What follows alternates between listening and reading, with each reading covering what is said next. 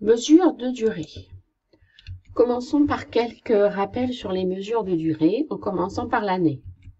Une année, c'est 12 mois. C'est également 52 semaines. C'est également 365 jours, sauf les années bissextiles. Passons aux mois. Alors, 6 mois forment un semestre, alors que 3 mois forment un trimestre. Dans un mois, il y a 4 semaines. Passons à la semaine. Dans une semaine, il y a 7 jours et dans un jour, il y a 24 heures. C'est pourquoi on peut voir sur certains commerces ce genre de panneau d'affichage qui indique que c'est ouvert en permanence 7 jours sur 7 ou 24 heures sur 24. Passons maintenant aux heures. Alors, une heure égale 60 minutes et une minute égale 60 secondes. Donc, on peut dire qu'une heure, c'est 60 multiplié par 60, c'est-à-dire 3600 secondes. Une horloge, c'est aussi une fraction.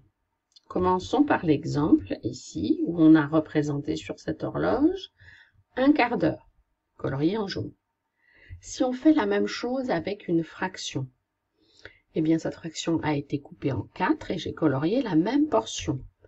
Donc, on a un quart d'heure correspond à un quart de 60 minutes, c'est-à-dire 15 minutes. Si je prends la une demi-heure,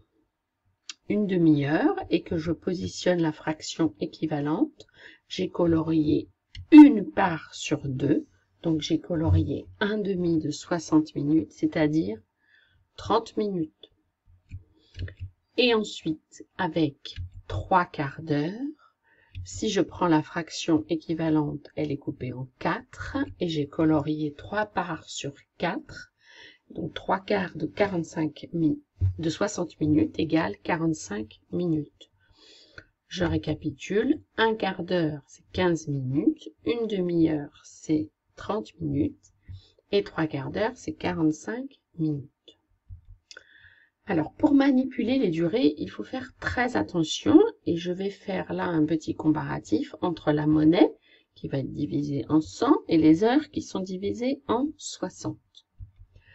Donc, 1 euro, c'est 100 centimes d'euros. Prenons l'exemple suivant où j'ai 1 euro et 10 centimes d'euros. Donc, 1 euro et 10 centimes d'euros. Je peux l'écrire en nombres décimaux, 1,10 euros. 1 euro et 10 dixièmes d'euro. Par contre, les heures, elles, sont divisées en 60 minutes.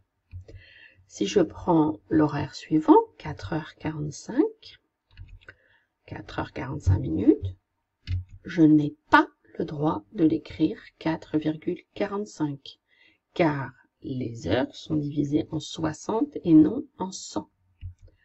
Je peux donc l'écrire sous la forme 4h45 minutes ou 4,75 heures, puisque comme nous avons vu sur l'écran précédent, 45 minutes, c'est 3 quarts d'une heure, c'est-à-dire 0,75 heures. Donc ces informations-là sont fondamentales pour manipuler les durées et pour les convertir.